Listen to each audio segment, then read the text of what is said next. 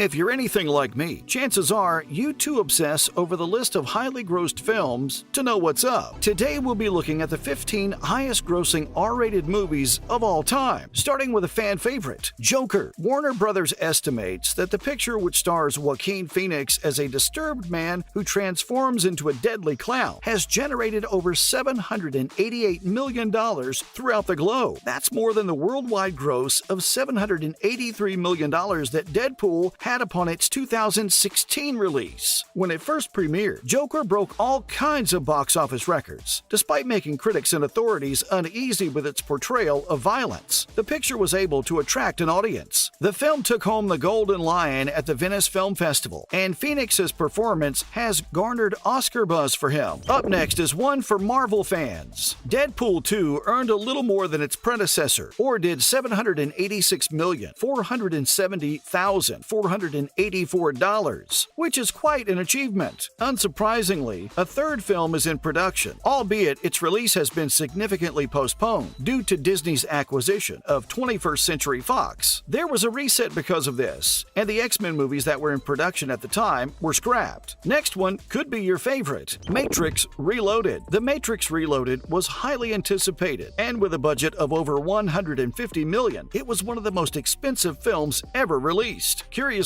though, Reloaded managed to put audiences off the property in the last installment of the trilogy, The Matrix Revolutions. It was released only 6 months after Reloaded, only earning slightly more than half of what Reloaded did at the box office. This next one creeped me out, to be honest. It, inspired by Stephen King's 1986 horror book of the same name, the 2017 film depicts a story of a group of youngsters in Derry, Maine, who are terrorized by a kid-eating clown that resurfaces from the sewer after 27 years. Pals must band together to confront their fears, and Pennywise if they want to save their friends from death. Many viewers praise the performance and the depth of feeling. The overall creepiness and cinematography were highly commended. The $327 million came in like a flood. This next one was an emotional roller coaster, Saving Private Ryan. Steven Spielberg and Tom Hanks have worked together on 4 films, with 1988's Saving Private Ryan being their most commercially successful collaboration. The MPAA classification didn't stop this World War II blockbuster from becoming the highest-grossing film of 1988 in the United States. The film depicted a violent and dramatic recreation of the Normandy D-Day landings. What's even more astonishing is how well Saving Private Ryan performed in other countries, where it earned an extra $265 million of its $700 million total. Now this one ahead was total chaos. Although it failed to match the domestic box office success of its predecessor, The Hangover. The Hangover Part 2 became the highest-grossing comedy sequel of all time. Regardless of MPAA classification, fans were excited to see Bradley Cooper, Ed Helms, and Zach Galifianakis back in cinemas across the globe. After the Star Wars and The Matrix series, The Hangover Part 2 has the third highest opening night gross of all time, which was on a Thursday. You probably weren't even expecting this one. Detective Chinatown. The third detective from Chinatown is an intriguing addition to our list. This is due to the fact that it was created in China, not in the United States. The film's $686,257,563 in worldwide ticket sales is a fascinating reminder of the enormous magnitude of the Chinese film business. Next one is another fan favorite, Beverly Hills Cop. The $234 million domestic total for Beverly Hills Cop, one of the R-rated pictures that has been on our list the longest, is still mind-boggling even now. With Eddie Murphy at the helm, this movie was a certain success, thanks to positive word of mouth. Now, time for some Cooper magic. American Sniper. In this war film, Bradley Cooper portrayed the real-life U.S. Navy SEAL Chris Kyle. Even though Kyle is a huge success in the field and rapidly becomes one of the greatest snipers in history, he struggles at home with the recurring nightmares and flashbacks that result from his experiences in combat. Kyle may do 4 tours of service in Iraq, but he can't avoid facing the world forever. The $350 million